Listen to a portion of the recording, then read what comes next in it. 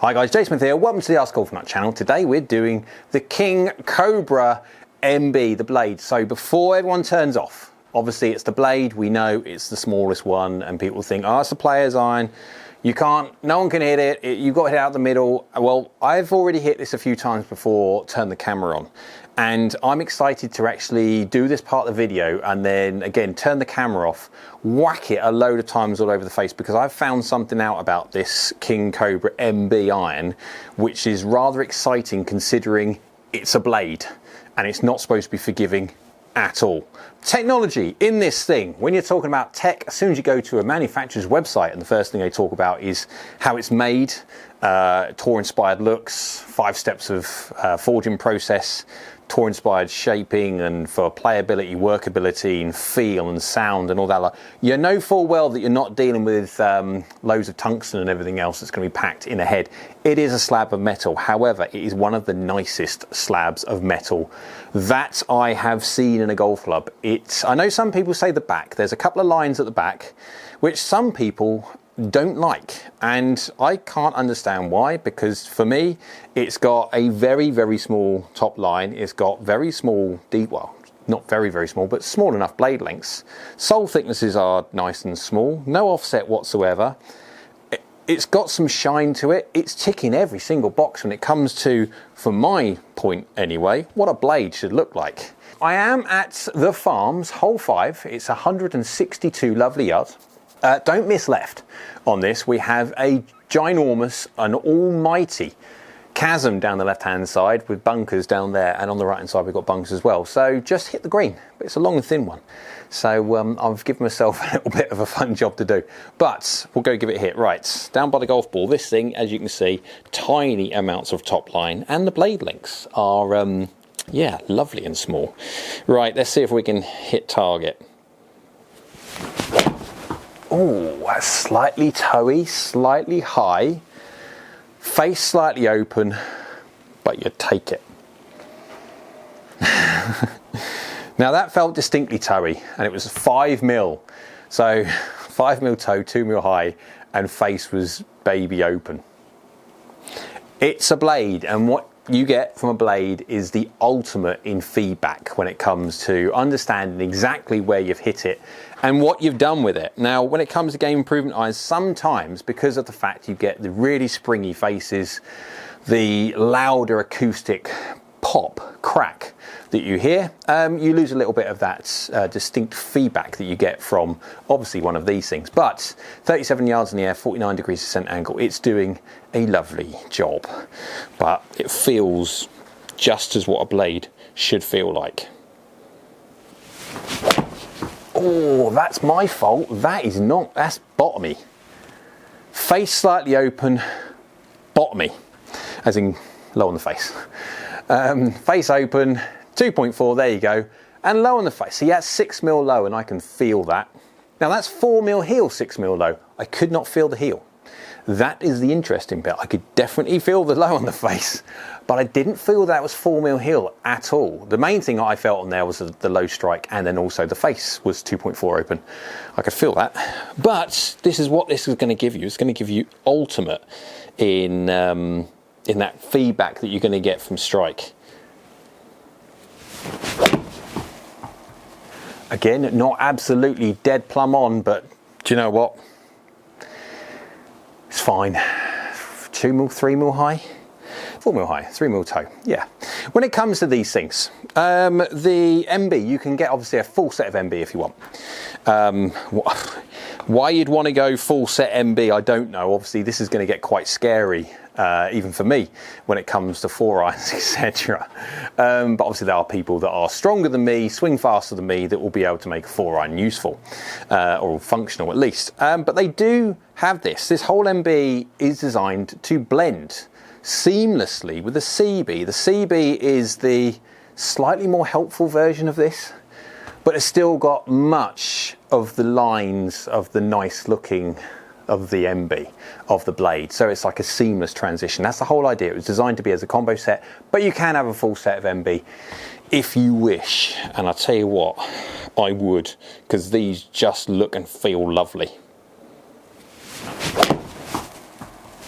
I mean, just open face, but I mean, strike wise, it's a couple of mil low. I mean, what do you say? 4 mil low. I'm not saying speechless, but it's just lovely. It really, really is nice. As in, well done, Cobra. You have made one heck of a blade. It just feels every single thing that I want a blade to feel like. And I'm interested. I'll hit one more go. Hit one more time because I want to test off of heel strikes, toe strikes, low strikes, everywhere strikes to see how this thing actually does. Oh, there's a toe strike for you. That is a toe strike for you. It's done really well. That felt really toey, like really toey. What was it? 8 mil, that was it. Wow, you get some feedback from this. So went slightly right, 5 yards right because the face was 1 degree open. But you could really distinctly feel every single place that you hit. This is doing exactly what I want a blade to do. That's why I like blades, because you get that feedback. Right, let's go give this a hit all over the face. Now, obviously before I turned the cameras on, I hit this a few times because I couldn't help myself because it's a blade and it looks lovely. And I did pick up on something quite unique that I think about this golf club. So I'm going to go take it off this now. I'm going to go whack it a load of times on the range, get a proper data set of how this thing performs out the middle, yes we know, but also around the face, because I've got a feeling, a distinct feeling, that there's a little trick under the hood when it comes to this MB, which I think people should really know about. Let's go have a look at how the Cobra King MB Iron got on the blade when I hit it all over the face. Now remember, this is a blade, this is not supposed to be forgiving. However, I have found some very interesting information and tendencies towards this MB and how different this thing is compared to, I think, anything I've tested, especially within the iron sector. We'll go into that in a sec. So let's go quickly have a look at how it performed generally, and let's go have a look at the forgiveness side in a sec. But on average, ball speed's 115.4 miles an hour, launching at 19.8 degrees, spinning at 6,600 RPM, which is decent. It's 34 degrees 7 iron, so it's going to spin sort of fairly close to the old classic between 7,000 RPM for a 7 iron. Going 34 yards in the air and descending at 47.8 degrees, which is more than healthy at 158 yards. Now, it's 158 yards because I'm swinging at 87.8 miles an hour. I continuously have comments basically saying that I shouldn't be swinging at my normal 91, 92 miles an hour. So I'm trying, as time goes on, try and dumb the speed down a little bit so more people can glean information like this and see if it's actually more relevant to them rather than my normal 91, 92 miles an hour, which not many people can swing that fast. So yeah, so 87.8 miles an hour, efficiency is 1.31, tack angles 4.5 down, club paths 0.0, face to path 0.4 on average, lie 0, loft is 28.1 degrees, and 1 mil toe, 2 mil low on average. However, you can see I've got standard deviation on there as well, and standard deviation is a measure of my variance. So yeah. Right, let's go take a look at how that looks when it comes to graphical representation, when it comes to the compare screen.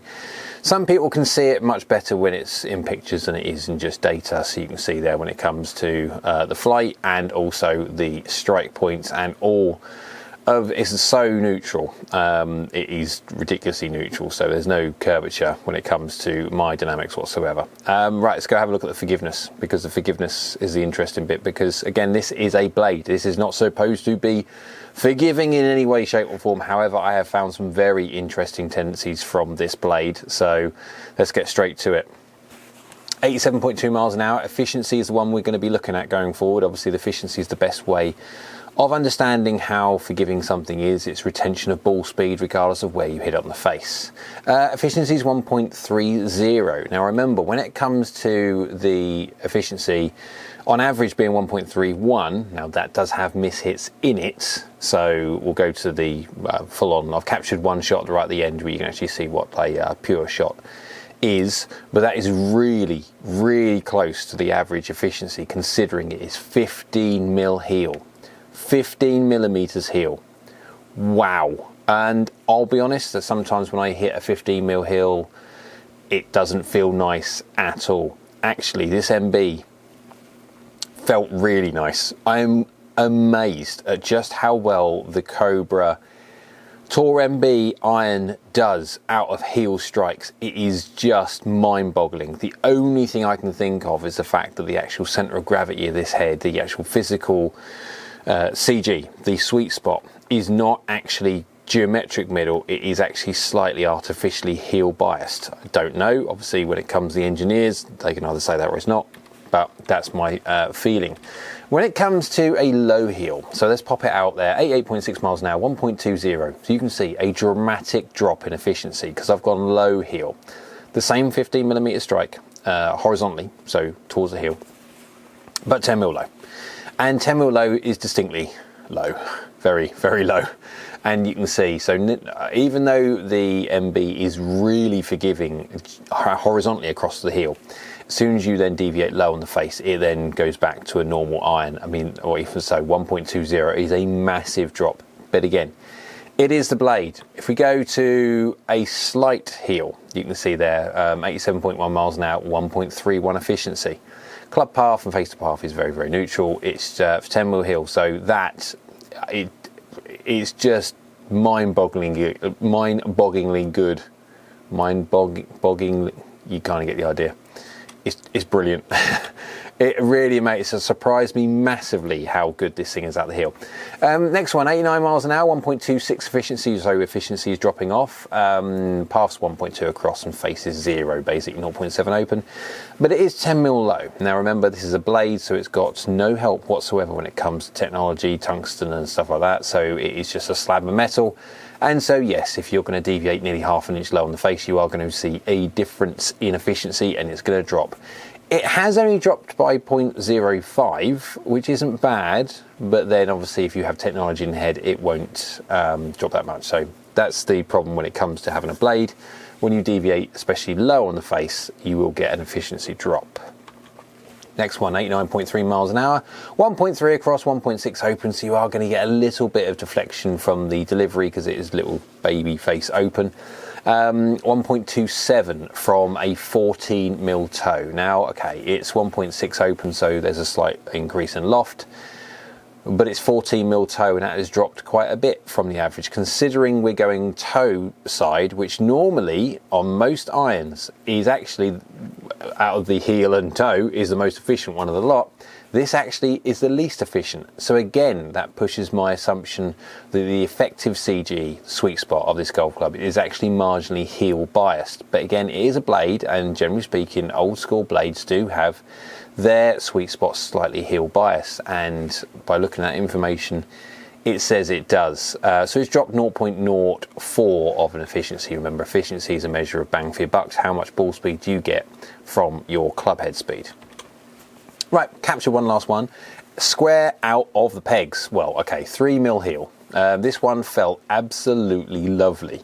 1.1 from the inside, 1 degree close, little baby draw, hardly anything. 2.4 yards offline, 88 miles an hour, and yeah, 1.33. And this, where I honestly feel that this 34 degree blade from Cobra is going to be maxed out at efficiency number unless you start artificially cranking loft.